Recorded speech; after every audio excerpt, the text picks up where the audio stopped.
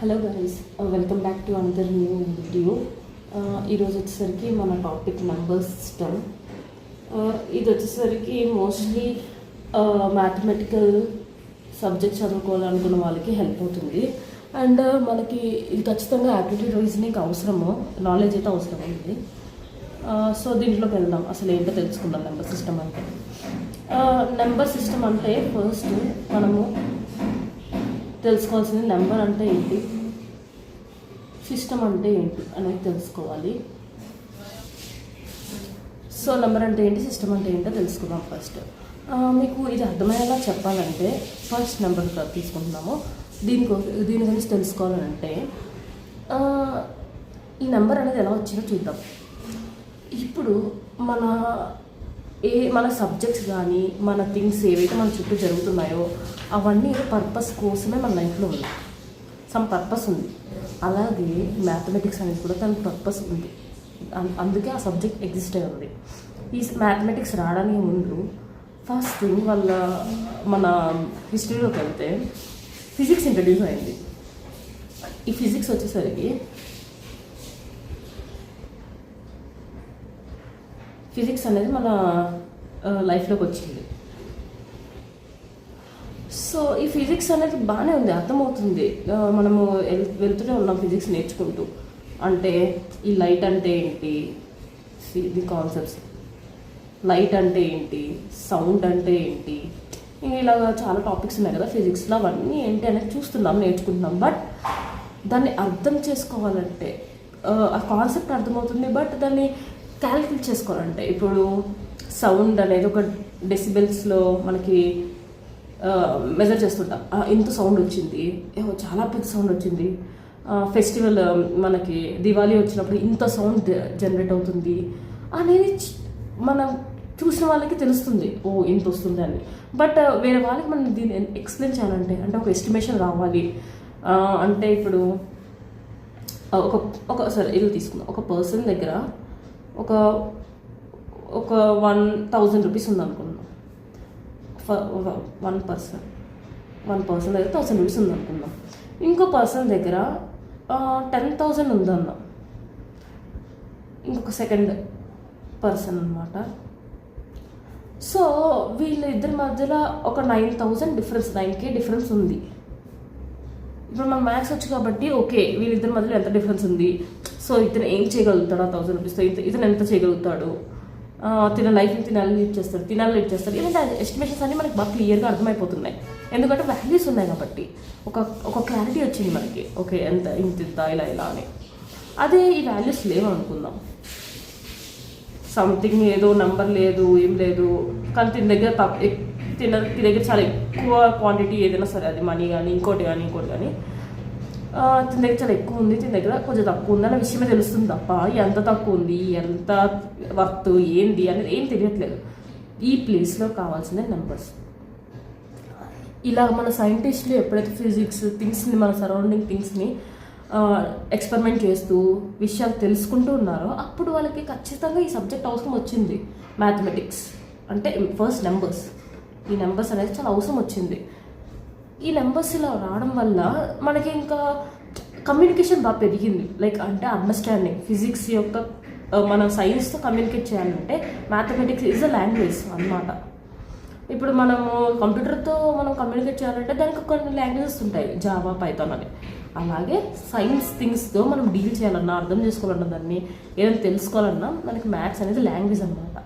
ఈ లాంగ్వేజ్లో first basics వచ్చేసరికి నెంబర్స్. అంటే ఫస్ట్ ఏమనుకున్నారు, 1 అని రాసుకున్నారు. 1 అంటే ఫస్ట్ సపోజ్ మీకు అర్థమమ్మ చెప్పాలంటే ఓకే ఇలా తీసుకుందాం. నేనేమంటున్నానంటే నా దగ్గర ఒక 3 మెంబర్స్ ఉన్నారు. వీళ్ళు నేనేం చెప్పానంటే ఒక్కొక్క పర్సన్ 5 చాక్లెట్స్ తీసుకొస్తే అంటే నేను 1గా కన్సిడర్ చేస్తాను, నీకు 1 పాయింట్ వచ్చినట్టు అని చెప్తా. అప్పుడు తిన దగ్గర 5 ఉన్నాయంటే 1 ఇస్తా, తిన దగ్గర 10 ఉన్నాయంటే నేను 2 ఇస్తా. ఇలా పెట్టుకొని ఒక సర్టెన్ ఇంత వస్తే 1 అని మీనింగ్ థింగ్స్ పెట్టుకున్నారు. ఇప్పుడు లైట్ అంటే ఇంత లైట్ పడితే, ఇంత ఎఫెక్ట్ పడితే, ఇంత ఇంటెన్స్ పడితే ఇంత అమౌంట్ ఆఫ్ లైట్ మనము మన ఎర్త్ మీద అబ్జర్వ్ అయింది, ఇలాగా చాలా ఉంటాయన్నమాట. అలా ఒక రిఫరెన్స్ పెట్టుకొని ఇది 1 అని పెట్టుకున్నారు. 1 పెట్టుకొని 1కి 1 యాడ్ చేస్తే ఇవన్నీ రిమైనింగ్ 2, 3, 4 ఇవన్నీ రిమైనింగ్ వచ్చిన నెంబర్స్ అన్నీ జనరేట్ అయింది ఇక్కడ నుంచే. దీన్నే మల్టిపుల్ టైమ్స్ని దీనికి యాడ్ చేసుకుంటూ వస్తే నెక్స్ట్ అన్నీ వచ్చాయి. సో మన మ్యాథమెటిక్స్ ఇదిలో మన మ్యాథమెటిక్సే కాదు, మన లైఫ్ స్టైల్ ఎప్పుడైనా సరే మనం ఒక రౌండ్ ఫిగర్స్ చూసుకుంటూ ఉంటాం.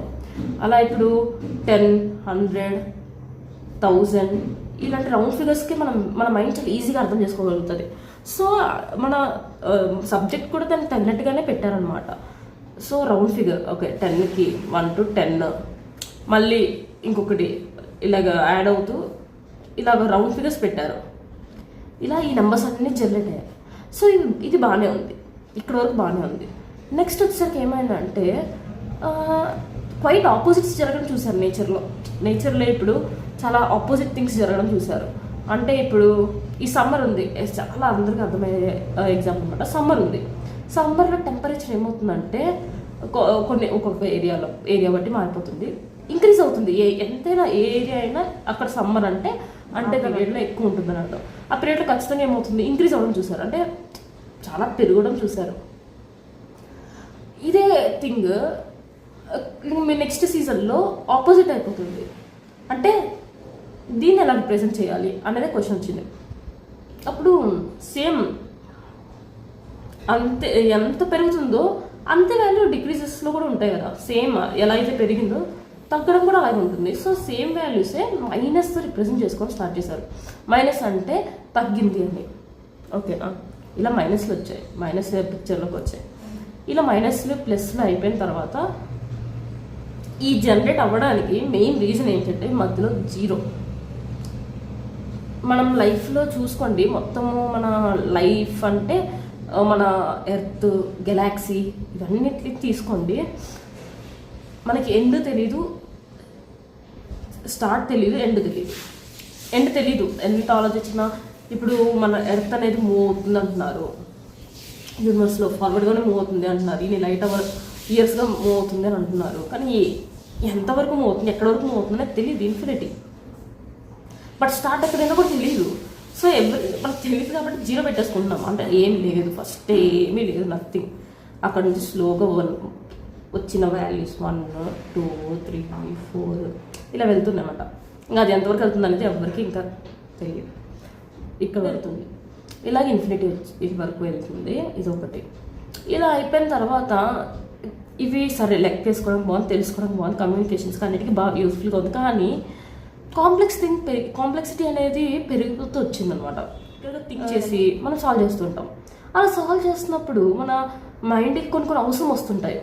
అరే ఇప్పుడు చిన్న ఎగ్జాంపుల్ చెప్పాలంటే ఇప్పుడు మనకు జనరేట్ అయిన దాంట్లోనే పర్సంటేజ్ అనే టాపిక్ తీసుకున్నాం. ఇది కంప్లీట్లీ ఇమాజినరీ టాపిక్ యాక్చువల్గా. ఇది ఎందుకు వచ్చింది అంటే మన మైండ్ కొన్ని సర్టన్ థింగ్స్ని పర్టికులర్ వాల్యూతో కానీ ఇంకో దాంట్లో కానీ రిప్రజెంట్ చేయలేదు మన మైండ్. బట్ ఒక ఊహతో ఎస్టిమేట్ చేయగలుగుతుంది. మన మైండ్ అనేది బ్రెయిన్ కెపాసిటీ ఏంటంటే నెంబర్స్తో కానీ ఇంకొక దాంతో కానీ క్యాలిక్యులేట్ చేయలేదు. బట్ ఇమాజిన్ చేసుకోగలిగితే అది ఈజీగా ప్రాసెస్లోనే లేని థింగ్స్ని తీసుకొచ్చారు. కానీ అది చాలా బూస్ట్ చేస్తుంది అనమాట మన సైన్స్ కానీ మన టెక్నాలజీస్ కానీ పెరగడానికి. అంటే కమ్యూనికేషన్ అంతా దీంతోనే కదా. ఇప్పుడు మనం పైథాన్, జావా తీసుకుంటే దాంట్లో ఆ ట్రిక్స్, లాజిక్స్ కనుక్కోగలిగితే మిరాకిల్స్ జరుగుతుంటాయి సాఫ్ట్వేర్లో.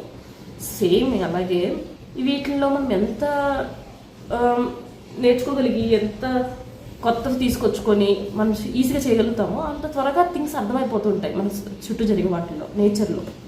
అలాగా ఇప్పుడు మనకు కాంప్లెక్సిటీ పెరిగింది, థింగ్స్ పెరిగాయి, మెజరింగే కాదు ఇంకా చాలా క్యాలిక్యులేషన్స్ చేయాలి అన్నప్పుడు ఇంకా కొన్ని విషయాలు అవసరం వచ్చాయి నెంబర్స్ గురించి తెలుసుకోవడం.